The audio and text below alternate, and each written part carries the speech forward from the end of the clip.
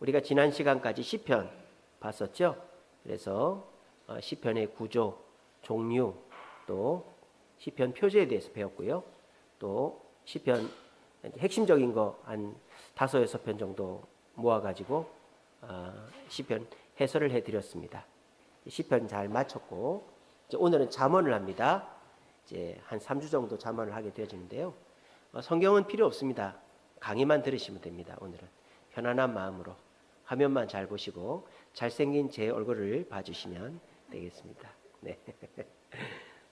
그래서 오늘은 잠언에 대해서 여러분 오늘 참 뭐랄까요, 깨달음이 있고 또 교훈이 있는 좋은 시간이 될 겁니다. 지난 우리 시편처럼 어렵지 않고 아주 뭐 그냥 재밌게 오늘 합니다. 방송실 PPT로 넘겨주세요. 자, 우리가 지금 시가서를 하고 있죠. 시가서가 5권 있죠. 뭐죠? 욥기, 시편, 잠언, 전도서, 아가서. 이 5권이 그 시가서죠. 욥기, 시편, 잠언, 전도, 아가서. 자, 근데 이 시가서들은 서로가 상관관계가 있다고 그랬죠. 이 율법서, 창세기에서부터 있어서까지를 우리가 율법서라고 봅니다. 모세오경도 사실 율법이니까요. 근데 율법서는 하나님이 말씀을 주시고 그 말씀에 대한 인간의 반응이죠. 인간의 반응이 아니고 하나님이 말씀을 주셨는데 그 말씀에 대해서 우리 인간이 순종하면 복을 받고 불순종하면 벌을 받는다라는 것이 창세기에서부터 에스더서까지 나오는 내용이에요. 그래서 하나님 중심으로 기록된 것이 창세기에서 에스더서까지 나온 역사서라면 시가서는 인간 중심이라 그랬죠. 하나님이 주신 말씀에 대해서 인간의 반응이 어떤가. 그래서 그 주신 말씀을 인간의 감정, 실존적인 감정 표현들로 나타내고 있는 것이 시가서다 그랬습니다. 그래서 이 시가서 중에서 첫째 시편은 인간의 감정을 여과 없이 그대로 표출하는 것이 시편이라 그랬죠.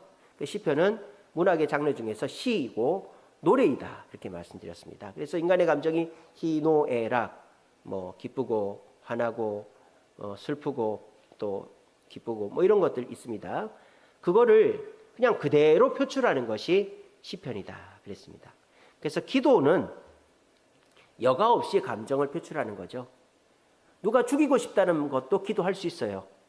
하나님이 그 기도를 들으시고 바꾸시죠. 그래서 우리가 이 시편과 같이 우리는 사람에게는 뭐 누구 죽이고 싶다, 죽고 싶다 이런 원망과 불평 얘기를 하면 안 되지만 하나님께 기도로는 뭐든지 해도 된다. 뭐 그런 얘기들입니다. 그래서 이 시편은 문학의 장르 중에 시로서 인간의 희노애락을 그대로 표출하는 것이 시편이다. 자, 그런데 인간의 감정을 그대로 표출하면 그 사람은 감정이 휩싸여 버려가지고 일상생활도 안 되고 실수를 많이 하게 돼 있어요. 화난다고 화내고 슬프다고 맨날 울고 그럼 어떻게 삽니까? 그죠? 그럼 어떻게 돼요? 감정을 다스릴 수 있어야 되겠죠? 이 감정을 다스리는 방법이 지혜인데 감정을 다스리고 삶의 문제를 해결하는 지혜에 대한 글이 잠언이다라는 거예요. 잠언 전도서는 수필이죠, 수필. 자기의 개인적인 경험을 바탕으로 해서 산문으로 쓴 것을 수필이라고 그러죠. 소설과 수필의 차이는 뭡니까? 소설은 허구죠. 허구죠, 그죠? 소설은. 하지만 그 수필은 허구가 돼서는 안 되죠. 나의 진짜 경험이 돼야 되는 거죠. 그래서 잠언은 허구가 아닌 내 경험을 바탕으로 쓴 산문이다.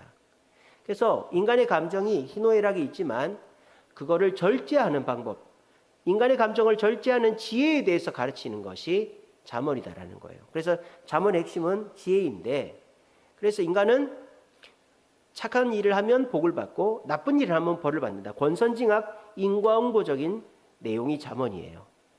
그런데 우리 현실은 권선징악대로 되는 것도 있지만 안 되는 것도 있잖아요. 착한 사람이 고난을 당하고 욥과 같이, 또 나쁜 사람이 잘 먹고 잘 사는 이런 일이 있지 않습니까? 그거를 우리가 어떻게 납득해야 되냐? 그걸 보완하는 게 욥기다라는 것이죠. 그래서 욥기는 인과응보 권선징악적인 그 것에 들지 않고 착한데도 어려움을 당하고 내가 원인이 없는데도 벌을 받고 이러는 거에 대해서 이해시켜 주는 게 욥기다. 근데 욥기는 어떻다? 욥의 독백, 욥의 세 친구, 그리고 엘리후까지 4명과 욥의 대화, 하나님과 욥의 대화, 이렇게 대화가 많이 나오기 때문에 이거를 문학의 장르 중에 희곡에 비유한다 그랬죠. 그래서 욥기는 잠언을 보완한다. 권선징악 인과응보적인 상황이 아닌 상황도 있을 수 있다. 우리는 하나님의 주권을 인정하고 내가 잘못이 없지만 벌을 당해도 하나님의 뜻으로 믿고 인내하면 하나님이 더 큰 복을 주신다. 이런 거를 욥기를 통해 위로를 받을 수 있는 것입니다. 자, 그런데 내가 나쁜 짓도 안 했는데 벌을 받고 내가 아무 원인이 없는데 내가 결과가 있으면 억울하고 답답하고 막 우울증 오잖아요. 그죠? 그런 사람한테 욥기를 보완하는 게 전도서다 그랬죠. 그렇게 내가 잘해도 벌을 받는 이런 허무한 상황을 어떻게 이해해야 되냐? 인생의 허무함은 하나님을 경외하는 거로 이해해야 된다. 하나님이 우리의 모든 생사복을 주관하기 때문에 하나님만 바라보고 가면 허무한 상황도 극복할 수 있다. 이게 전도서입니다. 그래서 이 시편, 잠언, 욥기, 전도서는 서로가 보완 상관관계에 있다. 그런 거를 아시면 됩니다. 그러면 잠언을 보겠습니다. 자, 잠언은요 히브리어로 마샬이에요. 마샬 여러분 들어본 적 없습니까? 마샬은 재판관을 마샬이라고 합니다. 영어로 재판관을. 그래서 마샬은 속담이라는 뜻도 있고요. 그리고 다스리다는 뜻도 있어요. 그래서 이런 거죠. 법을 집행하는 사람을 보안관, 재판관이라고 하죠. 그래서 이 법이 있는데 그 법을 해석하는 사람을 재판관이라고 하고 법을 집행하는 사람을 보안관이라고 하죠. 그래서 이 잠언은요, 하나님의 율법을 현실에 적용하는 한 중간 매개의 말씀이다라고 보시면 됩니다. 그래서 하나님의 절대 주권적인 말씀이 있고 인간의 실존적인 현실이 있는데 이 둘 사이는 갭이 있잖아요. 너무 이게 현실을 안 맞는 내용이 있단 말입니다. 예를 들자면 성경에서 부자를 어떻게 볼까요? 좋게 보는 것도 있지만 신약 가면은 특별히 부자 안 좋게 보죠. 거의 악인 수준으로 비난하지 않습니까? 근데 잠언에는요 거꾸로 돼 있어요. 부자를 높이고 가난한 자를 막 안 좋은 사람 취급합니다. 이게 왜 그럴까요? 부자라고 해서 무조건 나쁜 게 아니라는 거예요. 그래서 부자의 장점에 대해서 부자가 어떻게 하면 부자가 되고 그 부를 유지할 수 있는가에 대한 지혜가 잠언에 나오는 거예요. 그래서 잠언은 하나님의 이 진리의 말씀이 이렇게 있으면 그 말씀을 우리 현실에 적용할 때에 우리 현실에 맞는 말씀으로 조금 이렇게 순화시켜 가지고 적용한다라는 거예요. 예를 들자면 자녀 때리면 됩니까? 안 때리면 됩니까? 안 됩니까? 안 되는데 잠언에는 아이를 훈계하고 채찍질하라고 돼 있어요. 이게 뭐예요? 애를 때리면 안 된다는 게 하나님의 대전제죠. 자녀를 사랑해야죠. 근데 현실에서는 자녀가 훈계를 받아야 될 때가 있죠. 그러니까 이 잠언이 중간자적인 역할에서 재판과 판결을 한다 이 말이에요. 그래서 자녀가 잘못했을 때는 때려도 된다라는 그런 중간자적인 말씀이 잠언에 나온다라는 거예요. 그래서 우리가 성경만 봐서는 너무 현실과 거리감이 있고 적용하기 힘든 부분들을 잠언을 보면 우리 현실에 좀 더 가깝게 적용할 수 있다라는 것입니다. 잠언의 주제는요, 이제 뭐 잘 아시는 말씀이죠. 여호와를 경외하는 것이 지혜의 근본이다. 지혜에 대해서 얘기하고 있어요. 지혜. 여기서 핵심은 경외보다는 지혜입니다. 근데 전도서는 지혜도 헛되다라고 하거든요. 전도서의 핵심은 지혜가 아니라 경외입니다. 경외. 근데 이 잠언은 솔로몬이 젊었을 때 썼단 말이에요. 그러니까 한창 나이에 하나님께 일천번제 드려서 지혜를 받아가지고 그 지혜로 나라를 다스리면서 막 인정받고 막 그러는 상황 속에서 솔로몬이 막 지혜에 취해가지고 지혜로 모든 것을 이제 해결하려고 했단 말이에요. 이제 근데 어떤 결과가 옵니까? 머리를 써서 국제관계나 나라의 외교나 국방을 하려다 보니까 결국 이 혼인 외교를 해버렸잖아요. 다른 나라 공주, 뭐 귀족들하고 결혼을 해가지고 부인이 1000명이 됐잖아요. 자기 지혜로 그렇게 했는데 하나님이 공급해 주지 않는 지혜는 결국 문제가 생긴다. 그래서 결국은 그 1000명의 부인들이 갖고 온 우상들로 인해 예루살렘이 우상 엑스포가 됐고, 그 결과로 솔로몬도 우상 숭배를 해서 용두삼이 끝이 좋지 않는 인생이 됐죠.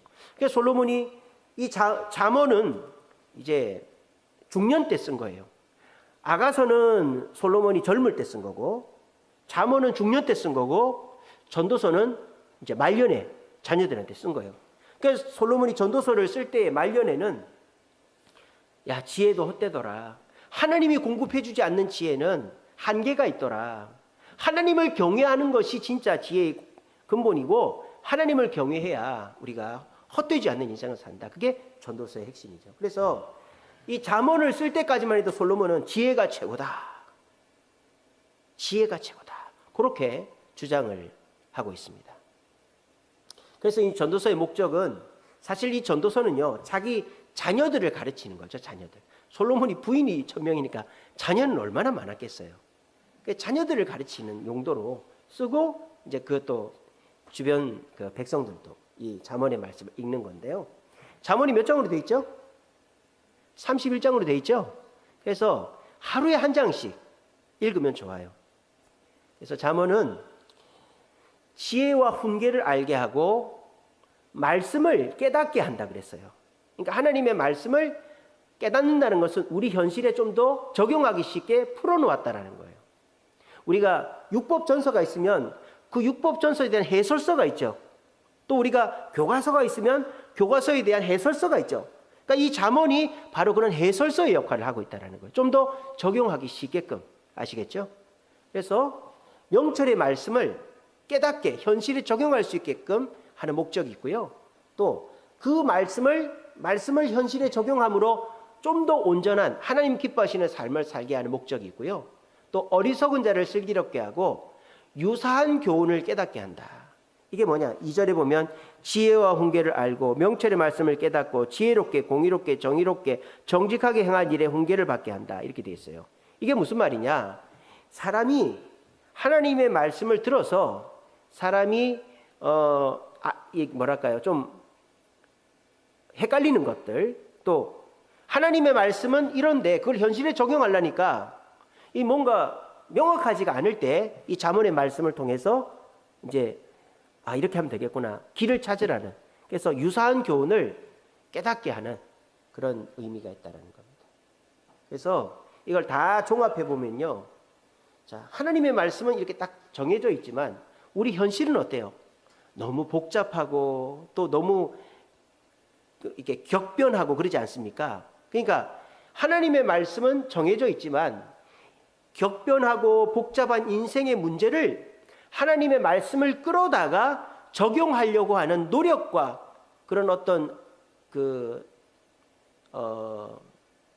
뭐랄까요?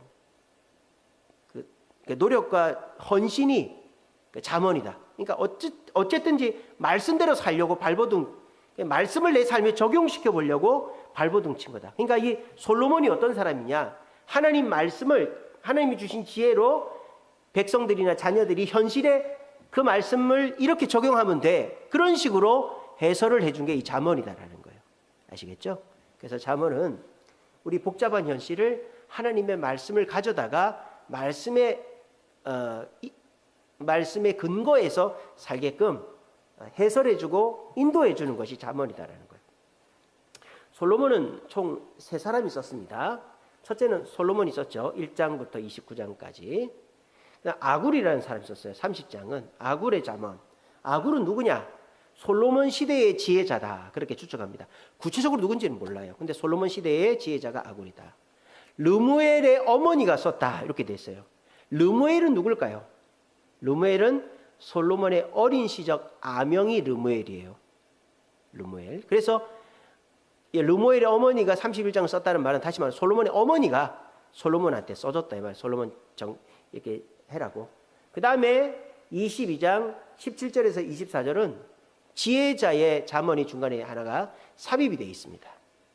그렇게 솔로몬의 저자는 솔로몬, 아굴, 또 르무엘의 어머니, 솔로몬의 어머니 또 지혜자 4명이네요.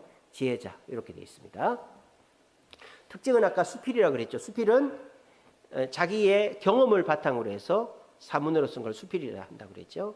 그래서 인생의 문제를 하나님의 말씀을 끌어다가 적용하려고 발버둥 치는 게 잠언이다. 그리고 이제 이 잠언은 수필이지만 시적 표현들이 많이 나와요. 그 은쟁반의 금사과다. 상상을 해보세요. 은쟁반이 있어요. 은쟁반. 그 은이 거울과 같이 얼마나 바닥바닥합니까?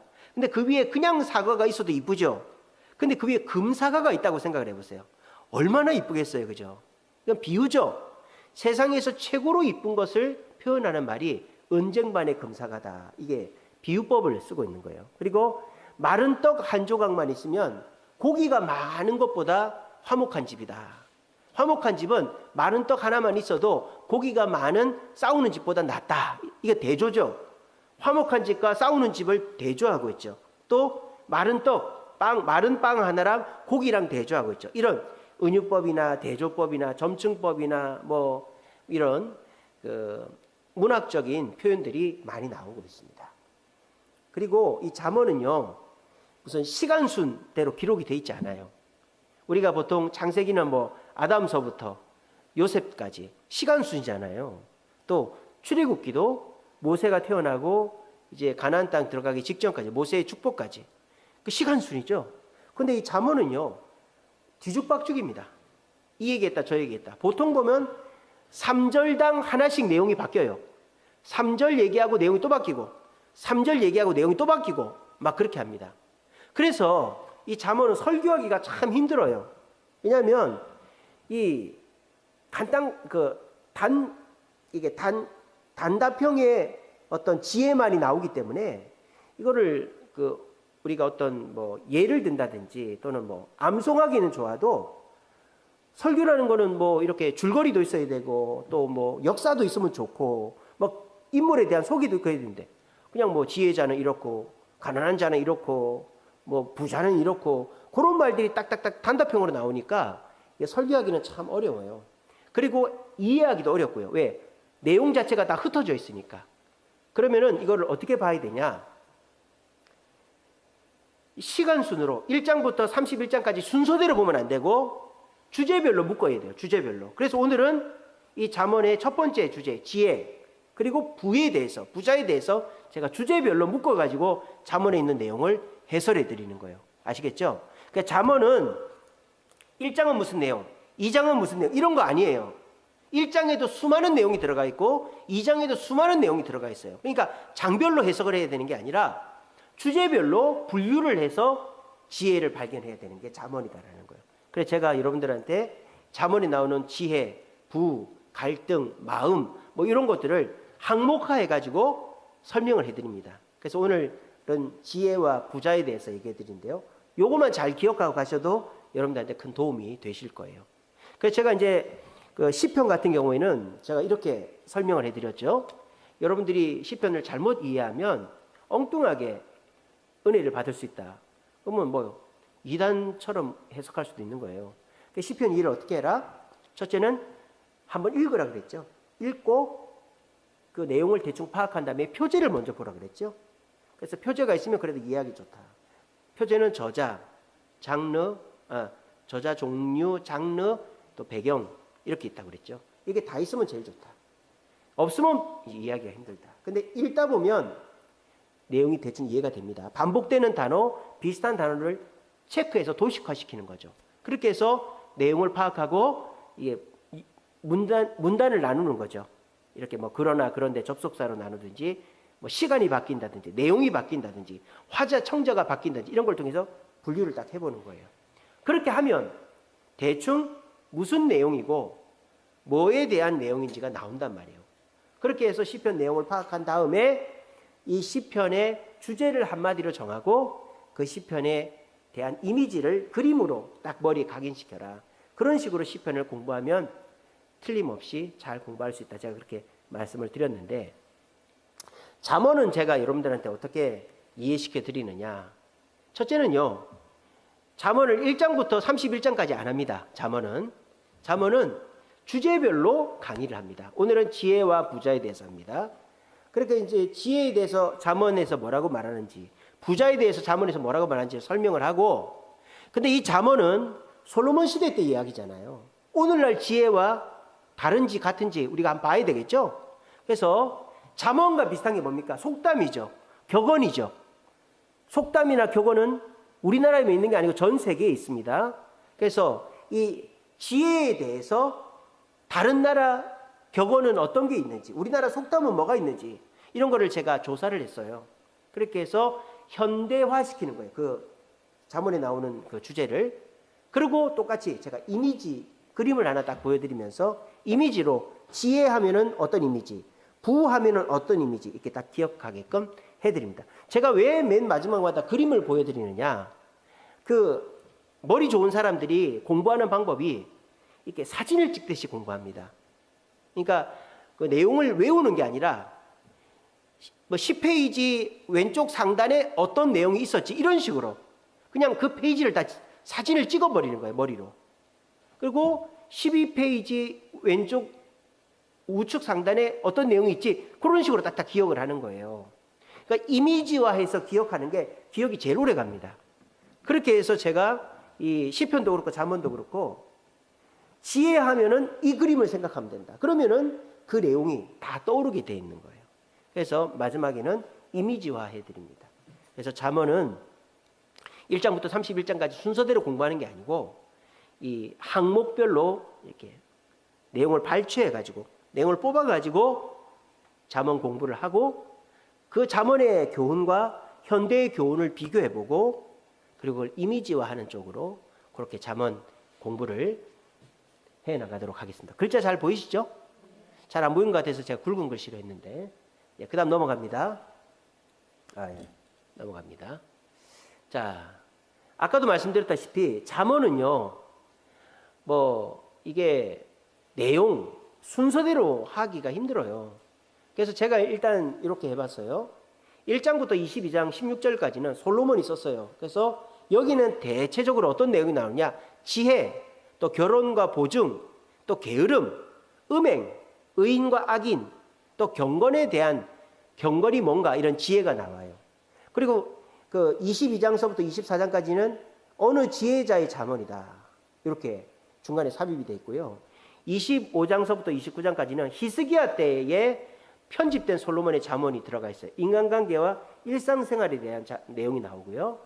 30장은 아까 솔로몬 시대 때 그 지혜자인 아굴의 잠언이 나옵니다. 그래서 삶 속에서 거짓말, 또 상전, 아비, 음료, 교만에 대한 교훈들이 나와요.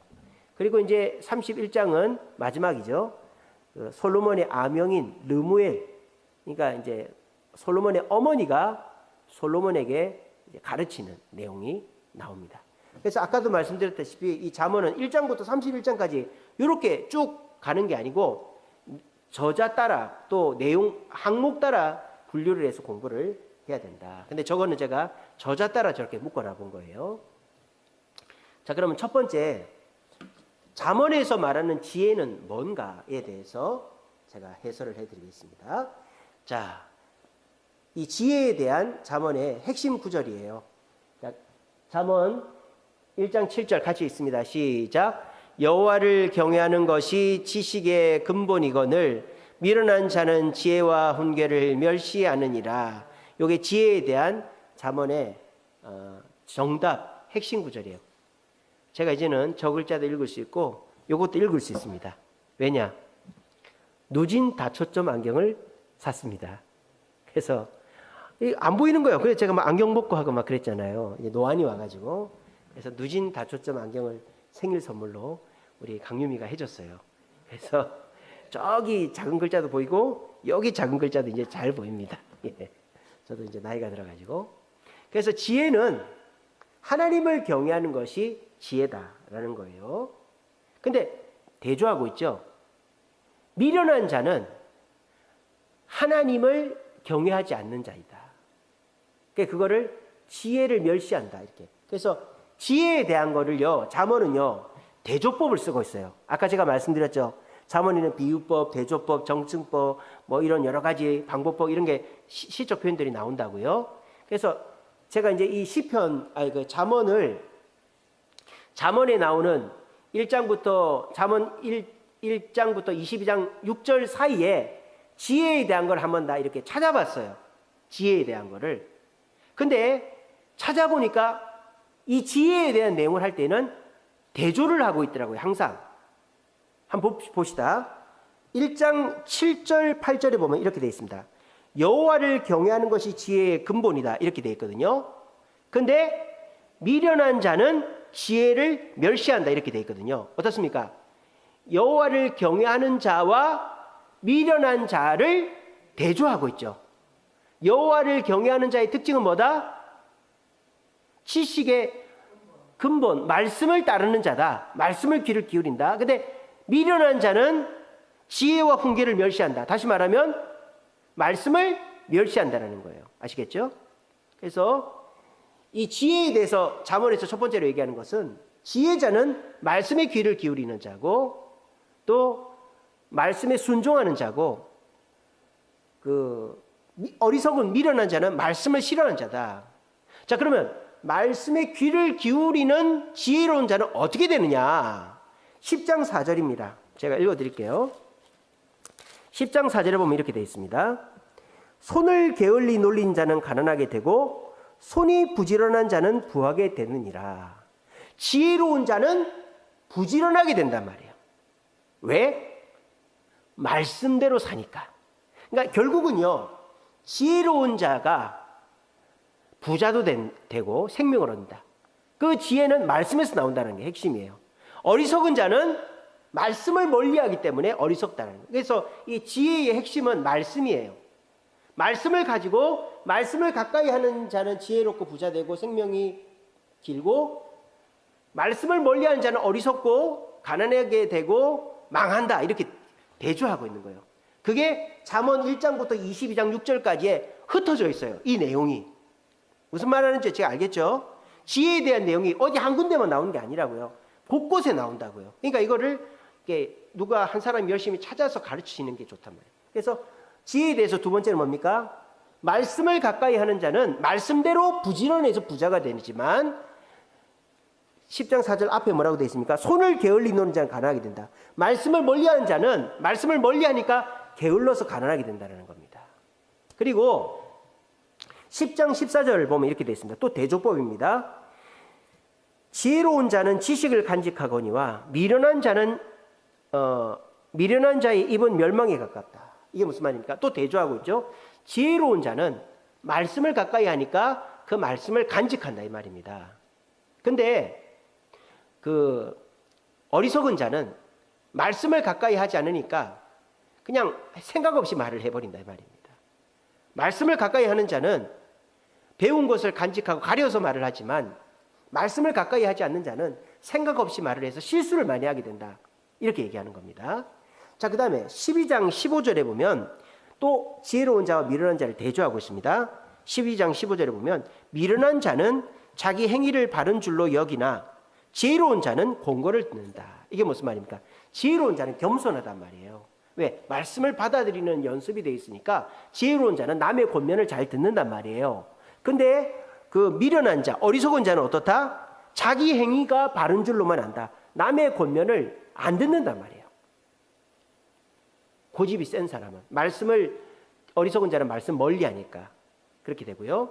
그 다음에 14장 9절에 보면요, 이런 말씀이 있습니다. 미련한 자는 죄를 심상이는 가벼이 여겨도 정직한 자 중에는 은혜가 있다. 이게 무슨 말입니까? 정직한 자는 말씀 가운데 있기 때문에 그 죄를 가볍게 여기지 않는다는 거예요.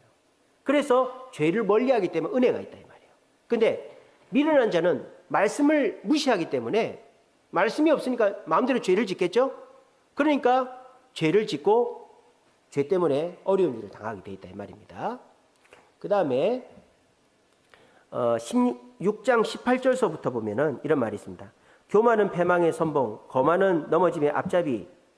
그래서 말씀을 멀리하는 자는 교만하게 되고 거만하게 되어서 망한다 이 말입니다. 근데 말씀을 가까이 하는 자는 어떻게 된다? 겸손한 자와 함께하여 마음을 낮추는 것이 교만한 자와 함께 탈춤을 나누는 것보다 낫고 말씀에 주의하는 자는 좋은 것을 얻는다. 이렇게 되어 있습니다. 말씀을 가까이 하는 자는 겸손하여 좋은 것을 얻고 말씀을 멀리하는 자는 교만하여 기회를 놓친다 이 말이에요. 그러니까 결론적으로 얘기합니다. 말씀을 가까이 하는 지혜로운 자는 어떻게 된다? 생명을 얻는다. 19장 23절에 보면 이렇게 되어 있습니다. 여호와를 경외하는 것은 사람으로 생명에 이르게 한다. 말씀을 가까이 하는 자는 생명을 얻는다. 근데 거꾸로 게으른 자는 자기 손을 그릇에 넣고도 입으로 올리기를 괴로워한다. 그래서 29절에 보면 심판은 거만한 자를 위해 예비되어 있다. 어리석은 자에게는 심판이 있다 이 말이에요. 그래서 이 잠언에서 말하는 지혜는 대조법을 써서 지혜로운 자와 어리석은 자를 대조해가지고 우리에게 지혜를 가르쳐주고 있어요. 그 내용이 어디 1장에만 2장에만 3장에만 나오는 게 아니라 흩어져 있어요. 흩어져 있어가지고 그거를 좀 연구를 해서 다 이렇게 제가 모은 거예요. 다 모아놓은 거예요. 이걸 모아놓고 보니까 핵심이 딱 나오죠. 지혜로운 자와 어리석은 자의 기준이 되는 핵심이 뭐죠? 뭐죠? 말씀이다. 말씀을 가까이 하는 자는 지혜로운 자이고 말씀을 멀리하는 자는 어리석은 자다. 그러면 말씀을 가까이 하는 지혜로운 자는 어떻게 되냐? 부지런하여 부자가 되고 배운 것을 간직하고 남의 권면을 듣고 은혜가 임하고 겸손하여 생명이 기는 자가 말씀을 가까이 하여 지혜로운 자가 그렇게 얻는다. 근데 말씀을 멀리하는 어리석은 자는 어떻게 되느냐? 게을러서 가난하게 되고 생각 없이 말하여 실수하고 고집이 세고 자기를 신뢰하고 죄를 가볍게 여겨 교만하고 결국 망한다. 이렇게 되는 거예요. 자, 이렇게 하니까 잠언이 말하는 지혜가 명확하게 나오죠. 우리 지혜의 핵심은 말씀이다라는 거예요. 솔로몬도 결국 하나님이 주시는 지혜를 받지 못하니까 한 번 받은 지혜 가지고 하다 보니까 이제 결국 끝에 가서 안 좋아지잖아요. 그러니까 우리는 끊임없이 하나님께 지혜를 받아야만 된다 이 말이에요.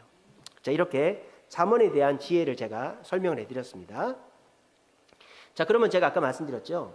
이 잠언에 대한 지혜는 솔로몬 때 이야기고 그게 오늘날 또 이 현대의 어떤 교훈과 비교해 볼 수 있는가. 그래서 제가 한국에서 지혜에 대한 속담, 중국의 지혜에 대한 사자성어, 스웨덴의 지혜에 대한 격언 이런 걸 한번 조사해 봤어요. 자, 한국에서 이런 속담이 있죠. 일을 꾸미는 것은 사람이요 이루는 것은 하늘이다. 이런 게 있고요. 중국 속담은 인자무적, 인자한 사람은 적이 없다. 또 어진 사람, 인자한 사람은 적이 없다 이 말이고, 스웨덴 속담에는 이런 게 있습니다. 쓰지 않는 지혜는 따뜻하지 않는 불과 같다. 이런 속담이 있습니다. 자, 그래서 잠언에서는 지혜의 핵심이 뭐예요? 말씀이라 그랬죠. 그리고 하나님을 경외하는 거라 그랬죠. 우리 한국이 이 잠언적 지혜와 비슷합니다. 한국은 어떻습니까? 지혜는 하늘이 주는 거다 되어 있잖아요. 일을 꾸미는 것은 사람이지만 일을 이루는 건 하늘이라 그랬잖아요. 그러니까 이 한국 사람들이 기독교를 잘 받아들이게 된 이유 중에 하나도 이 경천 사상이라고 하죠. 하늘을 존경하는, 찬양하는 사상이 원래부터 있었기 때문에, 속담에도 녹아져 있기 때문에, 그래서 이 기독교를 잘 받아들인 것도 있어요. 그래서 한국 사람들의 속담에는 이 잠언이 말하는 지혜와 좀 더 가깝다. 근데 중국 사람들은요, 더 인간 중심적이죠. 인간 중심적. 인자무적. 인자한 사람은 적이 없다. 그러니까 그 하늘 중심이라기보다 중국은 인본주의적이다. 지혜에 대해서. 내가 인자하고 지혜로운 사람이면 적이 없다. 인간 중심적이죠. 스웨덴도 마찬가지죠. 지혜를 하늘에서부터 왔다라기보다 좀 더 실용적인 지혜에 대한 교훈이죠. 지혜는 써야 된다. 쓰지 않으면 따뜻하지 않는 불과 같다 했으니까. 그래서 각 나라가 지혜에 대해서 말하는 것이 이렇게 조금씩 다르다라는 것을 볼 수 있습니다. 근데 우리나라가 이 성경의 잠언에 말하는 지혜와 좀 더 이 내용이 비슷하다라는 걸 볼 수 있고요. 이 지혜에 대해서 제가 하나의 이미지를 보여드리면 이겁니다. 자, 이게 이제 집안의 모습인데, 한 집안이 하나님의 말씀을 놓고 그 말씀 앞에 겸손하게 이제 순종하는 그런 모습. 그렇게 순종을 했더니 하나님의 보이지 않는 손이 그 집안을 보호하는 이런 그림을 제가 하나 뽑아봤어요. 그러니까 결국 우리의 지혜는 말씀에서부터 나오고, 말씀을 읽고 지키려고 발버둥 치면 내가 모르는 사이에 하나님의 보호와 돌봄이 임한다라는 거예요. 오늘 새벽기도 설교 말씀이 그거죠. 하나님 말씀은 살아있고 운동력이 있어 혼과 영과 및 관절과 골수를 찔러 쪼갠다 그랬잖아요. 그러니까 말씀은 단순히 우리 영혼과 우리 마음의 영역만의 역할을 하는 게 아니라 우리의 몸과 상황에도 역사한다는 거예요. 근데 그 말씀이 우리의 육체적인 질병이나 우리 상황의 문제에 도움이 안 되는 이유가 뭐다? 우리가 말씀을 경외함으로 받아들이지 않기 때문에. 그래서 여러분들이 좀 더 하나님 말씀으로 받아들이고 말씀을 또박또박 밥 먹듯이 읽는 자세, 또 말씀을 첫 번째 기준으로 두는 자세, 그리고 세 번째가 뭐였죠? 뭐 그런 거 있습니다. 그리고 인내하는 거, 말씀대로 신뢰하고 인내하는 그런 자세가 있을 때 우리는 말씀으로 유익을 얻을 수 있다. 그래서 여러분들도 말씀을 중심으로 이렇게 딱 있으면 말씀을 따라 살면 지혜로워지고 하나님의 돌봄을 받는다. 이게 잠언이 말하는 지혜에 대한 내용입니다. 마지막으로 부자에 대해서 봅시다. 자, 부자에 대한 거 우리의 상식, 신약적 사고로 보면 안 돼요. 자, 잠언 15장 11절 있습니다. 시작. 가산이 적어도 여호와를 경외하는 것이 크게 부하고 번뇌하는 것보다 나으니라. 자, 부자가 낫다라고 얘기해요. 이 신약 성경에는 어리석은 부자 지옥 가고 뭐 이런 거 나오잖아요. 구약은 그렇지 않다라는 거예요. 자, 제가 하나씩 설명해 드립니다.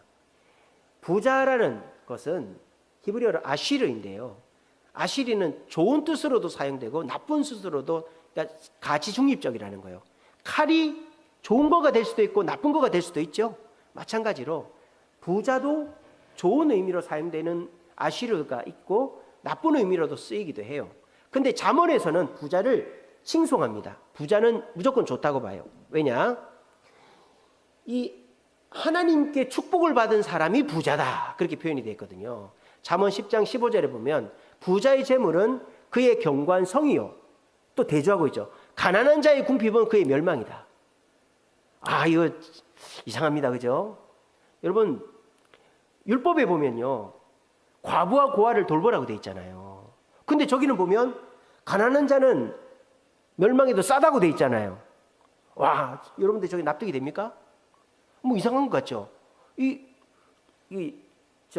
율법서와 이게 상충하는 것 같은 느낌이 안 드십니까?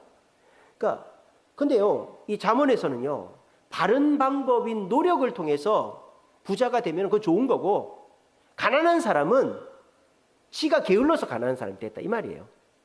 또 부자가 이익이 많다. 자, 잠언 14장 20절. 가난한 자는 이웃에게도 미움을 받게 되나 부유한 자는 친구가 많다. 우리가 보통 거꾸로 알고 있잖아요. 부자가 적이 많고 가난한 자가 친구가 많다, 우리가 그렇게 보잖아요. 근데 잠언은 거꾸로 보는 거예요. 또 18장 23절에도 보면 가난한 자는 간절한 말로 구하여도 부자는 엄한 말로 대답한다. 그러니까 부자는 사정할 필요가 없다 이 말이에요. 그냥 그거 좀 줘요, 이렇게 하면 된다 이 말이에요. 그러니까 부자는 그렇게 친구도 많고 내가 남한테 굽신거리지 않아도 된다는 거예요. 그리고 부자는 하나님이 주신 복이다라고 얘기합니다. 잠언 21장 20절에 보면 지혜 있는 자의 집은 보배와 기름이 있고 미련한 자는 삼켜버린다. 미련한 자는 삼켜버린다. 그래서 지혜 있는 자의 집에는 보배와 기름이 있다. 이게 무슨 말이에요? 부자는 지혜로운 사람이다, 이런 말이죠. 또 22장 4절에 보면 겸손과 여호와를 경외함으로 재물과 영광과 생명의 보상을 받는다 그랬어요. 자, 그러면 도대체 부자를 이렇게 띄워주는 이유가 뭐냐? 우리가 신약 성경만 해도 부자를 뭐 나쁜 사람이라고, 부자가 천국 가는 거는 낙타가 바늘구멍 들어가는 것보다 어렵고, 거지 나사로는 천국 가 있는데 부자는 지옥 가 있고, 어리석은 부자는 곡식을 창고에 가득히 넣어놓고 그날 밤에 죽어서 지옥 가고, 그 부자를 신약에는 안 좋게 보는데 왜 이 잠언에서는 부자를 이토록 이상적이고 이익이 많고 이상 실현의 결과로 주어지는 것이다라고 칭송하고 있을까요? 거기엔 이유가 있어요. 첫째, 구약에는 예수 그리스도가 없습니다. 예수 그리스도가 없어요. 그러니까 구약에서는 쉽게 말하면 예수라는 선물이 없는 거예요. 그러니까 하나님께서 예수라는 선물이 주어지기 전까지 하나님 말씀을 잘 따르는 자에게 주는 선물이 바로 부자, 물질이다라는 거예요. 아브라함도 부자였습니다. 이삭도 야곱도 요셉도 부자였습니다. 성경에서 하나님을 잘 섬기는 자는 다 부자였어요. 다윗도 부자, 솔로몬도 부자. 성경에서 하나님 뜻대로 사는 자는 다 부자였어요. 구약 성경에서. 왜? 예수 그리스도라는 큰 선물이 안 왔기 때문에 구약 성경에서는 하나님이 복을 주는 자는 무조건 부자가 되는 거예요. 물질도 같이 주는 거예요. 근데 신약 성경에는요, 정반대죠. 신약 성경에는 베드로가 부자입니까? 무슨 요한이 부자입니까? 예수님이 부자입니까? 오히려 바나바는 부자였는데 돈을 다 나눠주고 바울도 부자였는데 가난해지죠. 오히려 신약 성경은 예수님 잘 믿고 하나님 잘 따르면 부자가 되는 게 아니고 부자도 가난해져요. 그 이유가 뭐다? 제가 말씀드렸잖아요. 그렇죠. 신약에는 예수 그리스도가 오셨기 때문에, 예수라는 큰 선물을 받았기 때문에 물질이나 권력이나 명예는 배설물로 여긴다라고 바울의 고백이 그렇게 있는 거예요. 아시겠죠?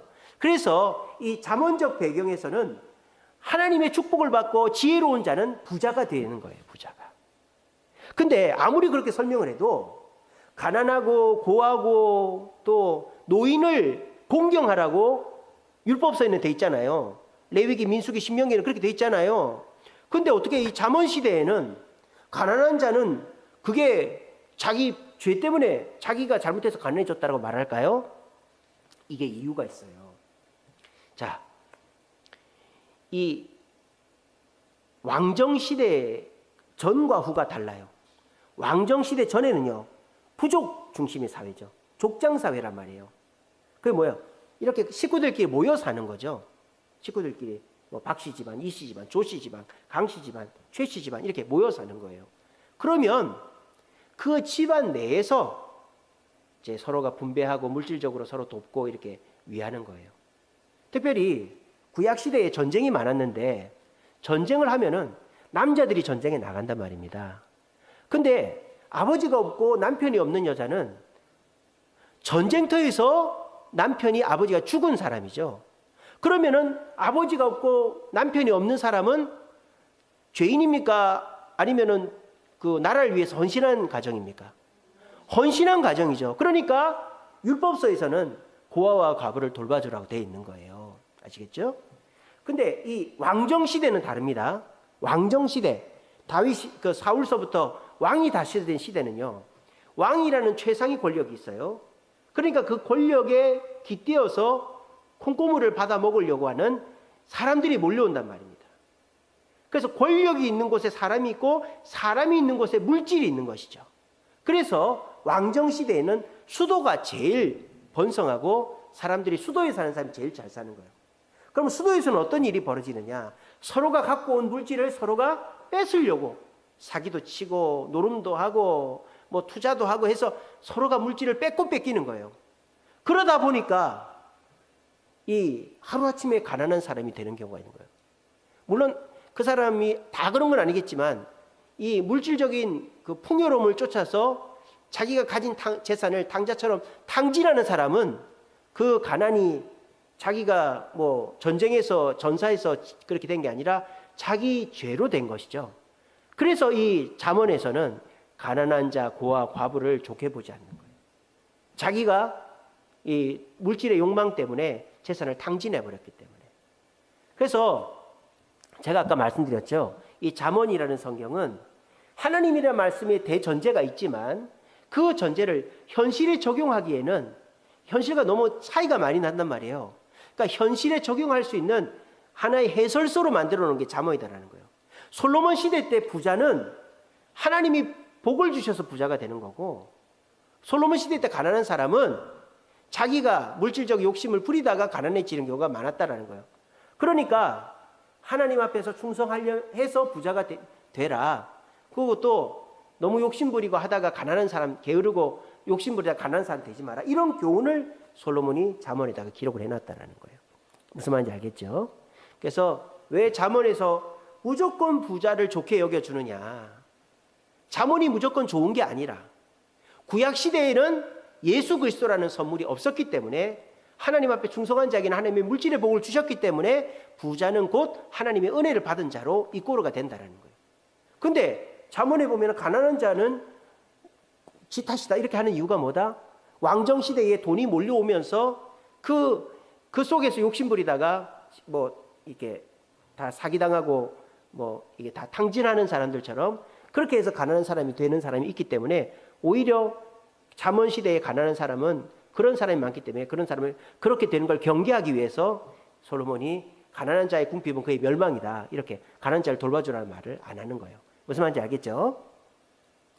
자, 그리고 이제 제가 솔로몬 시대의 부자에 대해서 얘기했다면 그거를 이제 오늘날 이 시대의 이제 교훈들과 또 연결시켜 봐야 되겠죠? 돈에 대한 우리 한국 속담 봅시다. 돈 모아줄 생각 말고 자식 글 가르쳐라. 이런 말이 한국 사람들 돈보다 물고기보다 물고기 잡는 법을 가르쳐줘라. 이런 말 하지 않습니까? 그죠? 또 그래서 이건 뭡니까? 물질을 중요하게 여기지 않는 거예요. 그죠? 또 한국 속담이 이런 거 있습니다. 돈 앞에는 웃음이 한 말이고 돈 뒤에는 눈물이 한 상이다. 이거 무슨 말? 한섬이다. 이거 무슨 말이에요? 돈이 최고다 이 말이죠. 돈이 있어야 된다. 그러니까 한국에는 극과 극이에요. 돈보다도 지혜가 중요하다라고 말하는 교훈도 있고 또 돈이 있어야 무시를 안 당한다. 이런 교훈도 한국에는 다 있는 거예요. 근데 그나마 한국은 돈에 대해서 그렇게 돈이 최고다라고는 말하지 않습니다. 한국은. 근데 중국은요. 돈이 최고예요. 돈이. 왕서방 띵하오. 돈이 최고 돈이. 견금여서 금보기를 돌과 같이 하라 이렇게 돼 있네요. 아, 그러니까 이제 중국도 이제 반반이네요. 견금여석, 금보기를 돌같이 하라. 돈을 멀리하라는 것도 있고, 전가통신, 돈은 모든 곳에 통한다. 전가통신이죠. 그러니까 중국도 돈을 멀리하라는 교훈도 있고, 돈이 최고다 이렇게 하는 것도 있어요. 영국 봅시다. 돈이 말을 하면 진실이 침묵한다. 이것도 돈이 최고라는 말이죠. 근데 또 돈을 가지고 노크를 하면 문은 저절로 열린다. 돈이 최고라는 거죠. 그러니까 영국은 대체적으로 물질적인 것이 최고다 이렇게 얘기하는 거예요. 근데 동양의 관점에는 돈이 중요하다라고도 얘기하면서 돈을 멀리해야 된다는 얘기도 있다. 그렇게 보시면 되겠어요. 그래서 우리가 그런 얘기 있지 않습니까? 중국에서는 부자가 최고고 일본에서는 사무라이가 최고고 한국에서는 선비가 최고다 이런 말이 있지 않습니까? 그죠? 그래서 한국 사람들은 그나마 다른 나라에 비해서 물질적인 것보다 정신적인 가치를 중요하게 여긴다라는 것을 알 수 있습니다. 그래서 이제 부에 대해서 제가 그림으로 하나로 이미지화해드리면 이런 겁니다. 아쉬르, 부는 양면성이 있다 이 말이에요. 잘 쓰고 하나님께 받아서 잘 쓰면 그 돈은 나에게 득이 되지만 내가 나를 위해서 또 사람들의 게임에 넘어가서 돈을 쓰면 그건 나한테 독이 된다. 그러므로 돈은 좋은 것도 나쁜 것도 아니고 하나님의 뜻 가운데서 써야 그것이 좋은 것이 된다. 이렇게 보시면 되겠어요. 그래서 오늘은 이 잠언이 어떤 책인지 제가 간략하게 설명드렸고 잠언에 나오는 교훈들을 항목화해서 봐야 되는데 오늘은 그중에 지혜와 부자에 대해서 봤습니다. 그래서 지혜는 말씀을 중심으로 해야만 지혜로운 자로 복을 받고 생명이 길고 그리고 부자는 솔로몬 시대 때의 부자는 믿음이 좋고 하나님께 축복받은 자다. 왜? 그 시대는 예수 그리스도가 없었기 때문에 뭐 그런 배경이 있는데 이 잠언에서 말하는 부는 하나님 손에 붙들리면 복이 되고 하나님 손에서 떠난 부는 나에게 독이 된다라는 것을 기억하라 하는 걸로 이해하시면 되겠습니다. 다음 시간에 또 재밌죠? 성경이 말하는 이런 지혜와 부자에 대해서 이런 걸 한번 정리해 보면 참 좋아요. 제가 미리 연구해서 가르쳐 드리니까 다음 시간에는 또 다른 주제로 잠언은 도대체 우리의 현실에 대해서 어떻게 얘기하는지 또 다음 시간에 또 알아보도록 하겠습니다. 기도하겠습니다.